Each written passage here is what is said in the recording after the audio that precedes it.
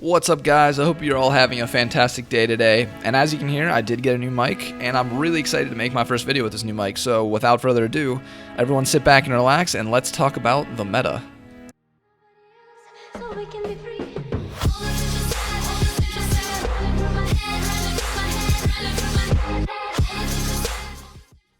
So what are people referring to when they say the meta? Well, the meta stands for the most effective tactics available. The meta can be seen everywhere, in every sport, not just video games. In basketball, it's the meta to have a point guard, a shooting guard, a center, and 2 forwards. In League of Legends, a support, an AD carry, a mid laner, a top laner, and a jungler. This is what I classify as the first level of the meta. In other words, no matter what gets patched, no matter what gets changed, the first level of the meta should always be the same. So before we talk about the next level of the meta, let's talk about why the meta exists in the first place. Well, the meta has a top-down structure. The best players, the players at the top, in Challenger, at the pro level, these are the players that set the meta. People see what's being played at the high level of play, they see what's successful, and then they copy them. This continues all the way down the ladder, even into bronze. If a gold player finds out something extremely OP which isn't in the meta, he does not change the meta, he has broken the meta. The meta will always trickle down from the top. So what's the second level of the meta? The second level is all about flavors of the month. The strongest champions, the best builds, what summoner spells are most common, and even the best team compositions. For example, if we look at the tier list, we can see the top champions at each role in the current patch. There is of course more champions than just the god tier list that are considered meta, as seen at the pro level, but this gives you a good feel for the top picks. The second level of the meta is always changing, and it's always shifting with each patch, either minorly or majorly depending on the changes. It can also be changed through discoveries at this high level of play. A good example of this is the Korean Lucian build, where you build Ghostblade, Black Cleaver, and then Rapid Fire Cannon. The second level of the meta is also where you hear things like, the tank meta is OP. When people say that, they're referring to the fact that the tankier champions and the tankier items tend to be more powerful than the other types of champions and items. We see this shift through big item changes like the addition of Titanic Hydra, which made tanks and bruisers a lot stronger, and thus pushed the meta toward having more tankier champions. But then we have the third level of the meta, and this level of the meta I feel gets overlooked by most players, and that's counter picks. And I'm not just referring to champion picks, but team compositional picks. For example, when Duskblade was added to the game, assassins became a lot stronger and more meta, but what doesn't get talked about is what counters assassins. Champions with invulnerabilities like Kayle and Lysandra, and champions with good peel like Maokai and Janna. When one type of champion becomes part of the second level of the meta, there's also a shift in the third level of the meta, which are the champions that do well against the buff champions.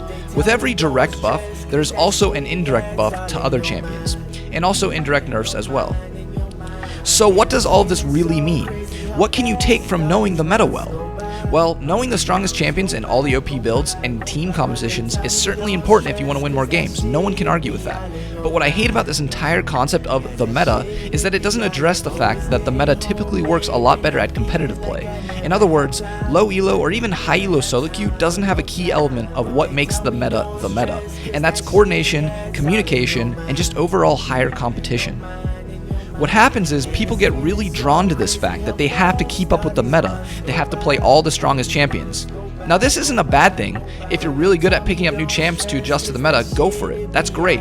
But the meta isn't for everyone. There's some players that are really good with just a few champions, and they all might be out of the meta, but that doesn't mean that it won't work. So I personally hate the meta. At a high level of play, sure, the meta matters, but if you're grinding through silver or gold solo queue, play what you specifically have success with. I think you're much better off playing champions that are completely out of the meta that you have a lot of experience with than just playing flavor of the month picks that you might have no experience with. A good example for me is Swain and Kennen. Back in Season 4 and Season 5, I played Swain and Kennen in like 80% of my games. Were they meta? Not at all, but I was able to carry a 60% win rate or better on both of them. I climbed from the bottom of Silver to Diamond 5 by playing mainly non-meta picks. Now I wasn't playing Kennen jungle or some troll shit like that, because that doesn't bring success to me. My point here isn't to play whatever the fuck you want because the meta doesn't matter. My point is that every individual player has their own meta. I would call this the fourth level of the meta. My personal meta as of Season 6 is to play champions with good mobility. My god tier list is Syndra, Lucian, Elise, and Lee Sin. If these champions happen to be in the regular meta, then great. But if not, who cares? If they work for me, then that is the most effective tactic available for me. That is the end of the video though, guys. Thank you so much for all the love and support you guys have been leaving on every video. Please, if you did enjoy the video, make sure you slap the like button if you want more. Comment if you have any suggestions for me. I do read every comment.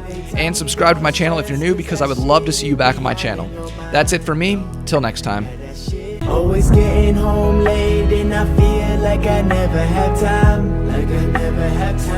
No time. But they tell me don't stress, cause that shit, yeah, it's all in your mind. It be all in your mind, And it's feeling so crazy how fast all these months go by.